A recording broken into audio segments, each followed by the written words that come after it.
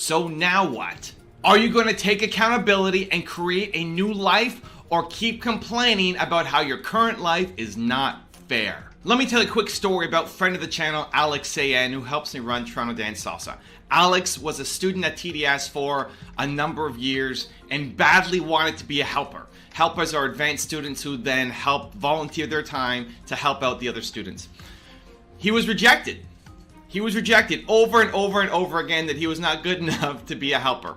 Finally, he got accepted to be a helper. His next step was he wanted to be assistant, then he wanted to be an instructor. And over and over and over again, while people were getting promoted and given opportunities, Alex just didn't have the material. Alex kept getting said, no, you're not ready, you have to fix this, you gotta fix that, you're not good enough yet. Keep going home, keep working on it. Eventually he got to the point where Sharon, who is the original owner of the studio, said, okay Alex, I'm gonna train you to be an instructor. Years after where most people would have been given the opportunity, Alex finally earned his way in. It's easy for him to have said, hey, it's not fair. Why are other people getting opportunities ahead of me? Hey, it's not fair on me. But he kept going. He kept working. He kept grinding. Then disaster struck. Finally, he got that opportunity, right? To be trained to be an instructor. And then Sharon, the lead instructor, hurt her back and couldn't train with him. So she asked me to come in and help teach the class. There's a problem though. You can't have two guys at the front of a class. I couldn't dance with Alex. That's not traditionally how classes are run. So Alex was defeated. Finally, he had worked so hard to get this opportunity, and then he realized, I'm gonna have to go back to just being on the sidelines because Emma's gonna come in and teach the class. Now, I didn't think Alex was ready. I had known him for a number of years. I didn't think he was responsible enough. I didn't think he had what it took. But because Sharon had made a deal with him, I decided I would honor that deal.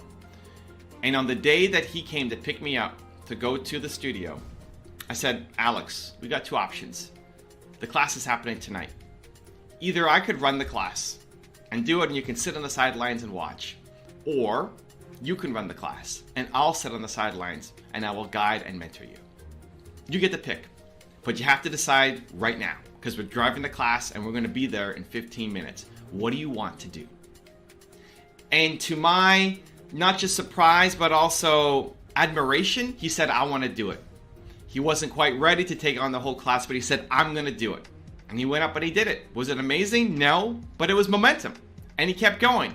And now, fast forward to today, if you gave me a brand new salsa student and said, this person has to learn salsa and I wanted to have a fun time doing it, I would put money on Alex over anybody in the world to give them the best possible experience. I would. From a guy who I didn't believe would be a good instructor to now being the best in the world. How? Well, he had to overcome all of these things that weren't fair. He had to overcome growing up having super sweaty hands and not being able to touch a girl, so he never learned to dance until he became an adult. He had to overcome years of people passing him by, getting opportunities ahead of him because he wasn't good enough. He had to overcome waiting to get his chance to be trained to be an instructor. And then finally, here it is, it all happens. And it looks like the whole thing is gonna get ripped away from him because the woman who was training him couldn't teach anymore. And then he had one shot. And that's all it takes. You will get your one shot.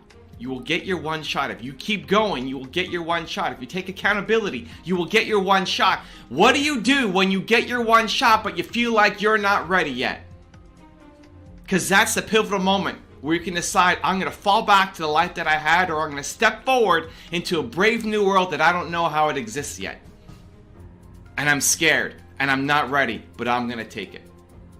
But if Alex told himself, it's not fair that all these things have happened to me, he would never have got his one shot. It wouldn't happen.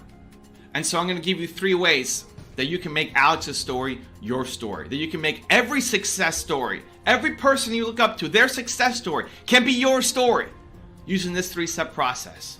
Here we go. Step number 1, get clear on what you want. What do you want? Make it super clear. You can't just want a better life. What does that look like? Get super clear on what it is that you are going after. Write it down. 1 sentence. Make it clear for yourself. Make it clear for the people around you. Make it clear for anybody who comes in contact with you. Say, hey, what do you want? This is what I want. I have absolute focus. And when people look at you and say, you're never going to do that, look at where you're coming from. That's okay, because you have direction, right? The world gets out of the way for the person who knows what they want. You need to get clear on what you want. Get it down to one sentence. Step number 2 is study 3 people who've done it before. Study 3 people who have done exactly the thing that you want to do. Look at them. Look at how they started, right? Not how they're winning now. Amazing. Started. How did they get started? What were the obstacles they had to overcome? Because chances are they had to overcome a lot of obstacles. And in looking at their stories, it gives you 2 things. It gives you 1, motivation to see where they came from to where they are now. That's motivation. And 2, it gives you tactics, gives you strategies, gives you ideas. You get to learn how they overcame those obstacles, that feeling of it's not fair, that feeling of I don't have the resources to help me go, and then boom, they go off and blow up. If Alex looked at Sharon, who started the school, Sharon started it as an adult. She didn't have dancing growing up. She started as an adult. She was the worst dancer of her friends when she started to learn. She was the worst. One of the first guys to dance with her left her in the middle of a song on the dance floor. For a lot of people, that'd be soul crushing. That would be, it's not fair. It's not fair. I didn't go to school for this. I didn't learn this growing up. I'm trying to learn this as an adult. I don't have what it takes. It's not fair. It's not fair for that guy to be so mean. It's not fair. Great. She said, you know what?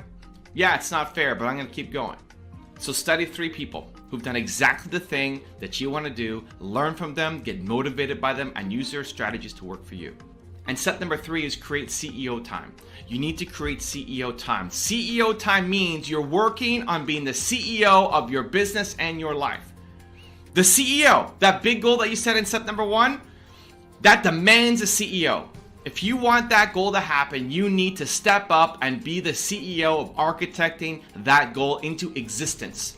And so you need to have CEO time somewhere in your calendar.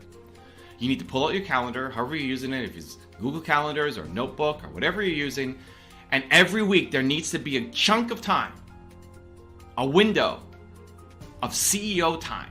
And in that time, you're going to be spending your absolute focus on driving that number 1 goal into fruition, creating it into existence.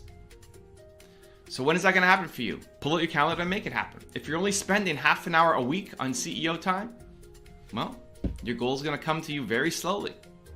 Most of the world wakes up and has 0 CEO time. You're just in reaction complaining mode. So half an hour is better than nothing. But can you spend 2 hours, 3 hours, 4 hours, more?